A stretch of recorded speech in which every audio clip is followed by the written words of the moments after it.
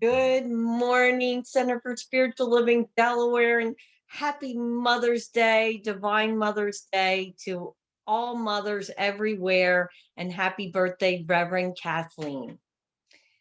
The theme for May 2021 is Holy, Holy Uprising. And the topic for today is what trusting the universe really means with Gregg Levoy. Sam Keen shared this wisdom about trust. We don't know enough to despair. Despair is hidden arrogance. I have seen the future and it doesn't work. Hope is rooted in trust in the unknown. Work, wait, and hope. And that is enough. And Emily Cady once said, I love Emily Cady. She's one of my personal favorites. The ultimate aim of everyone should be to come into the consciousness of an indwelling God, and then in all external matters to affirm deliverance through and by this divine one. There should not be a running to and fro, making human efforts to aid the divine, but a calm, restful, unwavering trust in the all wisdom and all power within you as able to accomplish the thing desired. Let us state with great enthusiasm and joy who we came here to be together. With unshakable trust, I participate fully and freely in the adventure of life. Woo! And now I send this back with a big, grateful, open heart to the beloved Reverend Kathleen.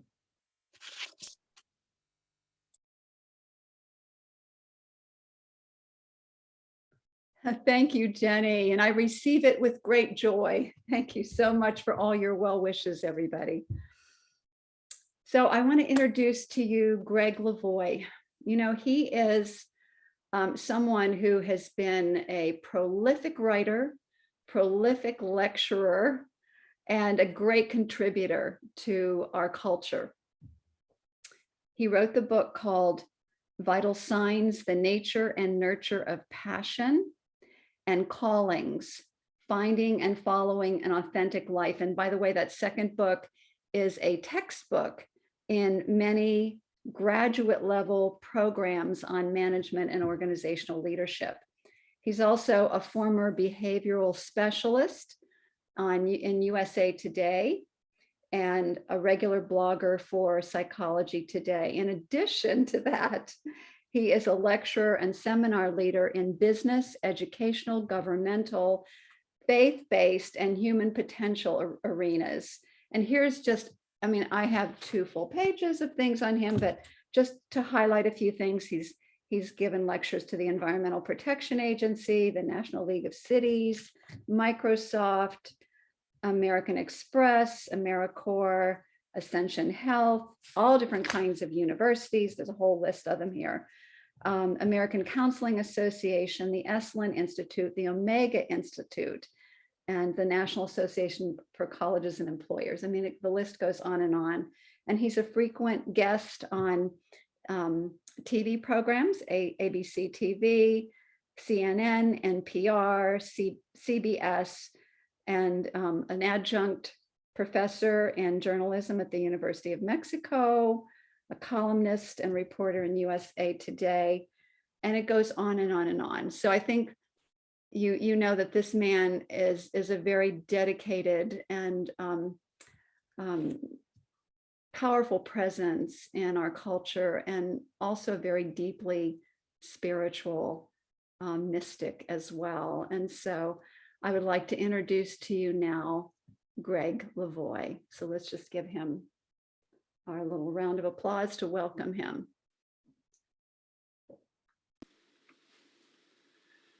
Hello, CSL Delaware folks.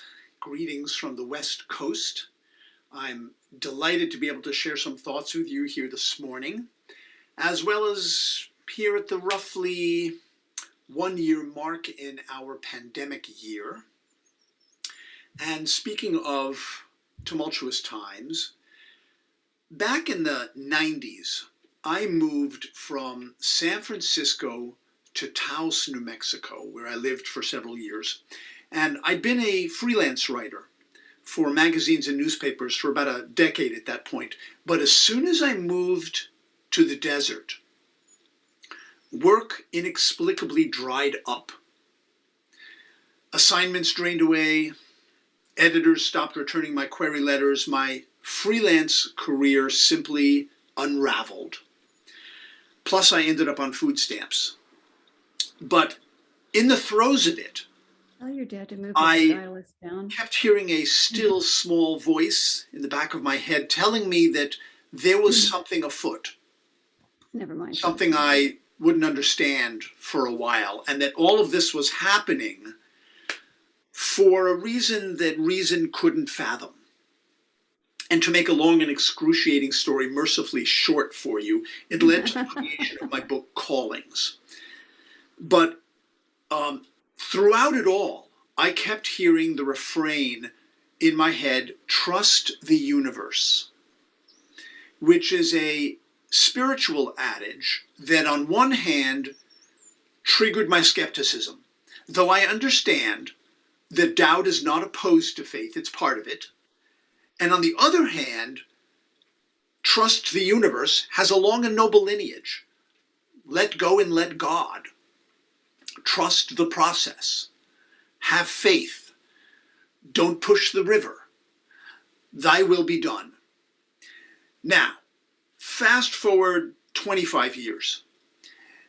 For most of this past year, a year of both plague and political unrest, cultural unrest, I've been hearing the same refrain in my head, trust the universe. But I've been trying to drill down into it a bit more this time, and I've been wondering, what exactly does that mean, to trust the universe? What does that mean?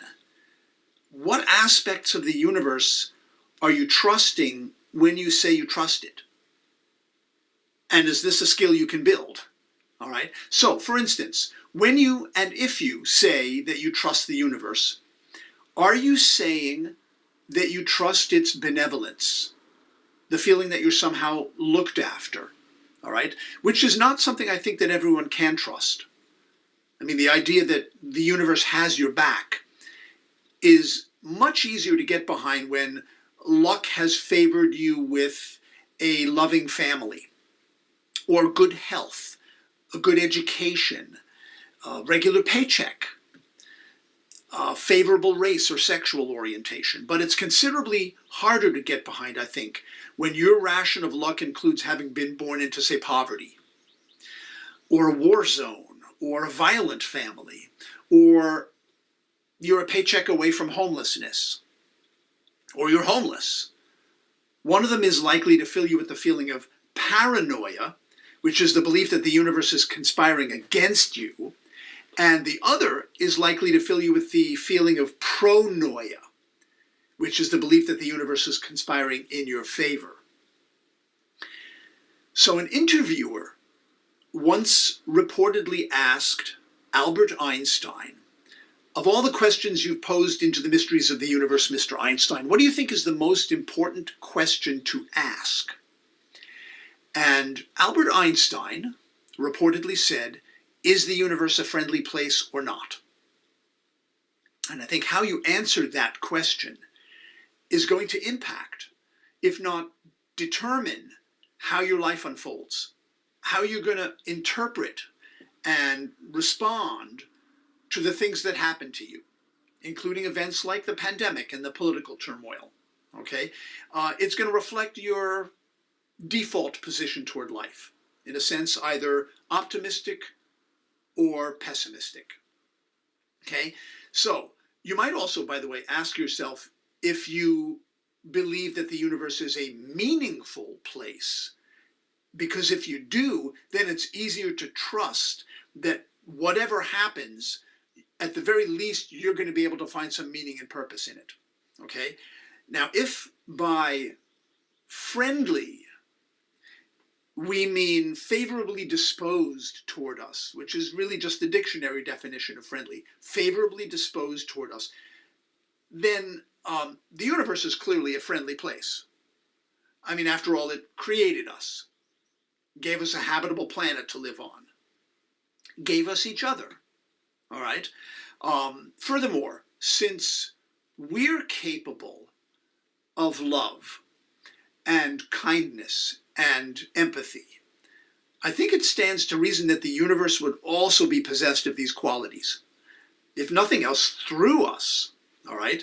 But it's one thing to say that the universe has a heart, and it's another to feel it and to believe it, all right? To believe that even in your darkest hours, and I'm sure most of us, myself included, have had a few of those this year, that even so, life is still, and perhaps ultimately, good and benevolent and beautiful and generous, all right?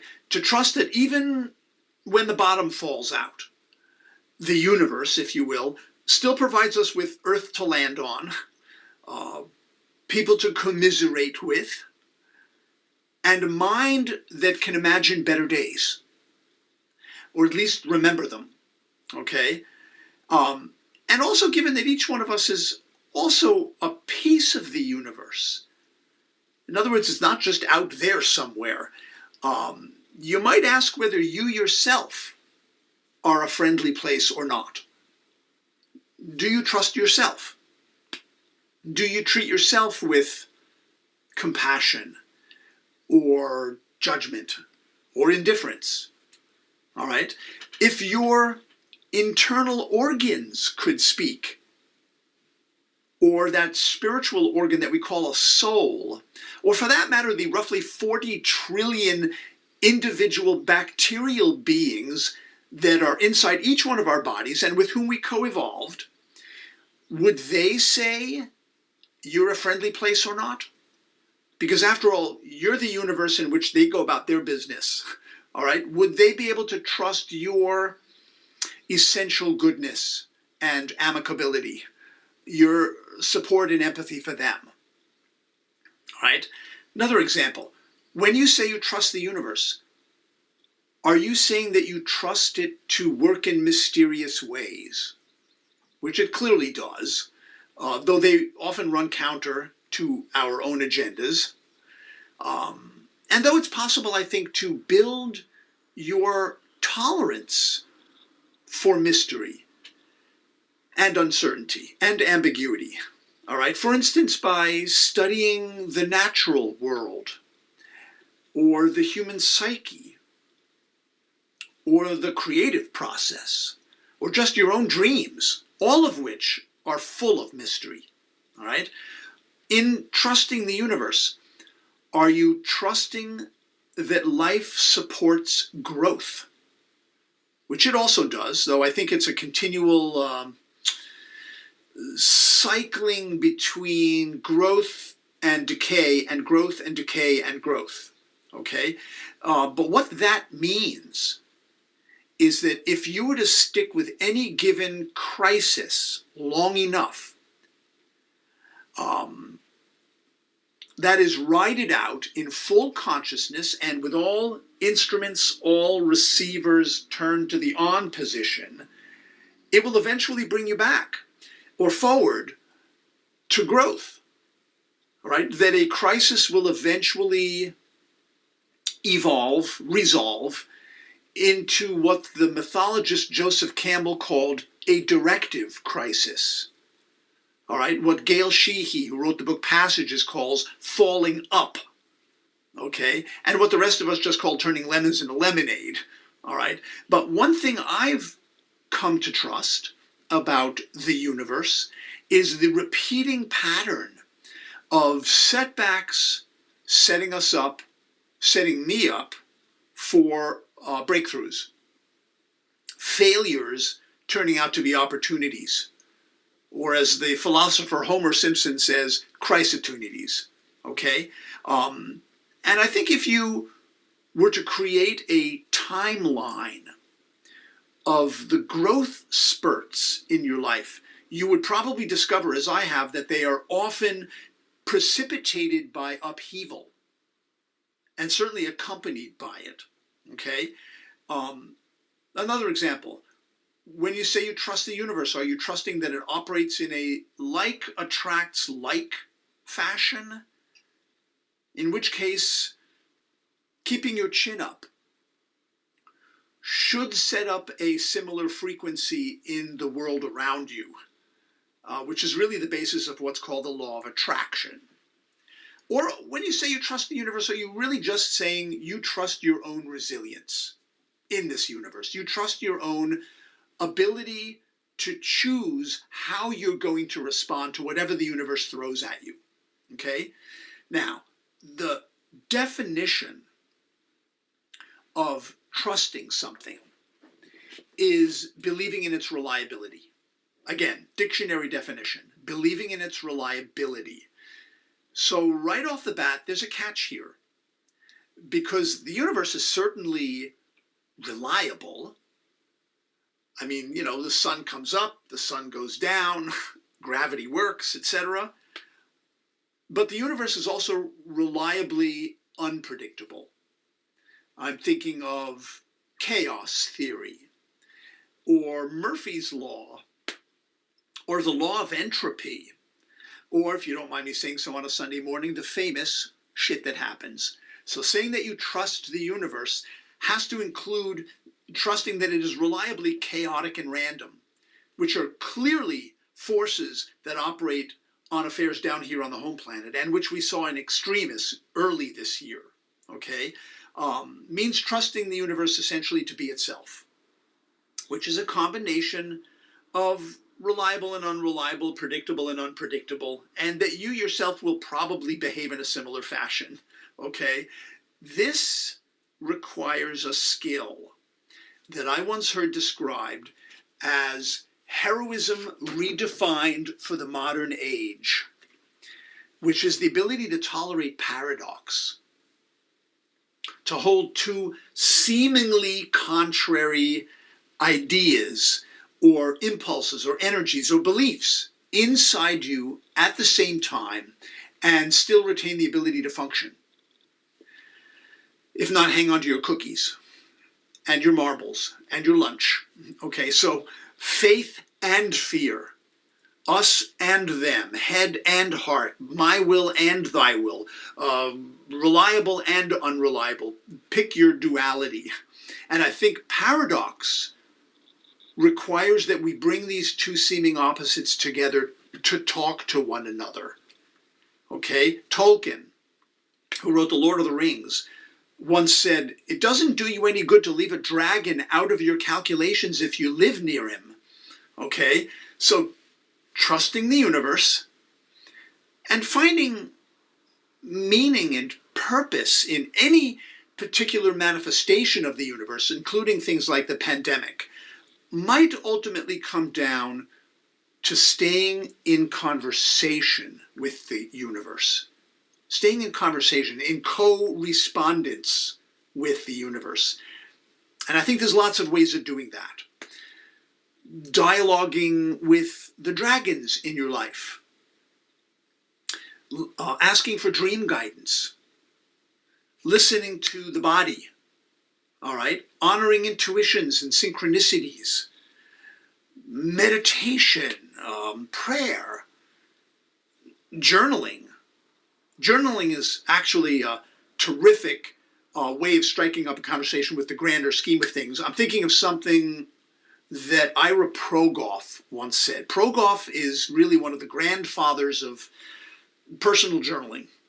He created a system back in the 60s called the intensive journaling process and wrote a book called At a Journal Workshop. He said that the point of journaling is to go down deeply enough into your own well that you eventually hit the stream that's the source of all the wells. So a perfect tool for being in conversation with the universe. And also just feeling your way through events like the pandemic, all right, and the political upheavals, all right. One of my own responses to the pandemic, and specifically to the financial anxiety that it's brought on, is rearranging my morning routine to now include an act of trust, not just an abstract notion of it. All right. So my morning routine now includes 15 or 20 minutes of playing the piano before coming in here into the office to work. And I'm doing this partly to demonstrate to myself that I can afford the time to do that. Okay. So an act of trust, not just a high opinion I have of myself. All right. In fact, really one of the diagnostics I use anymore to know whether I'm trusting the universe is when I make counterintuitive decisions like that. All right. Responding, say, to fear with surrender rather than striving, or choosing passion over security sometimes, maybe more than sometimes. Making the growth choice over the fear choice. Trying to allow myself, trying to allow things to happen rather than always trying to make them happen. Make money, make a living, make ends meet, make headway, make a difference. All right, a little bit more allowing. All right. The fact is, I think it's easier to trust the universe when you're doing your part. Okay, so not just being patient and being faithful and waiting for the universe to deliver, but being actively patient, as in God helps those who help themselves, as in trust Allah but tie your camel to a post, as in luck favors the prepared mind, something Louis Pasteur told us. All right. And besides, the word wait originally meant to watch.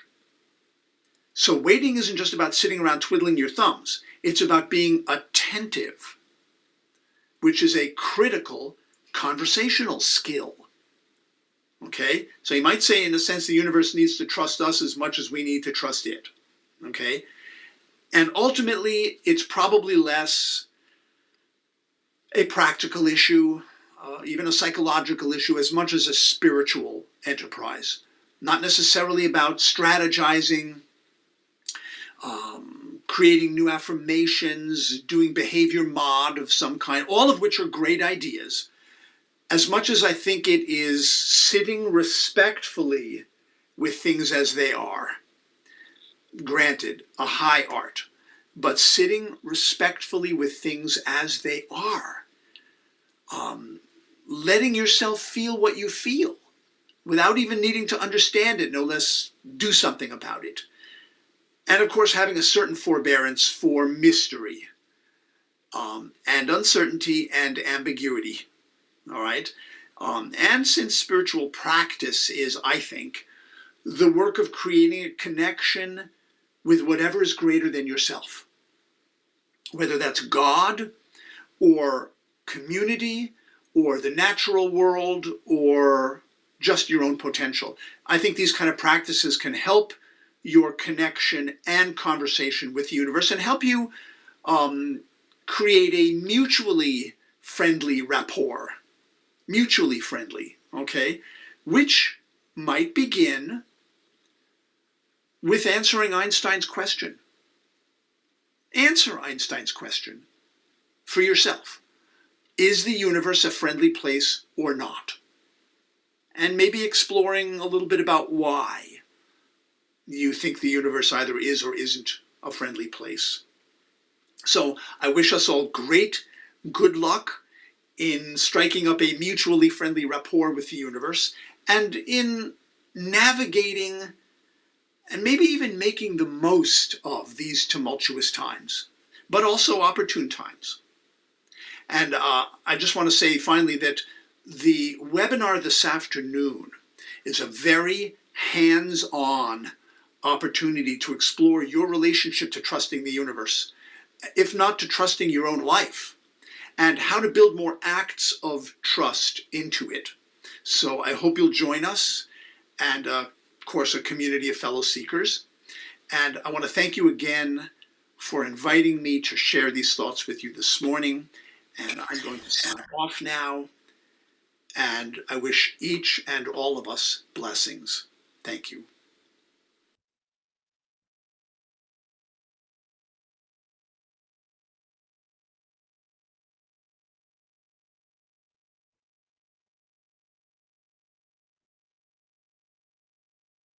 Hello, everyone. Well, wow, he's fabulous.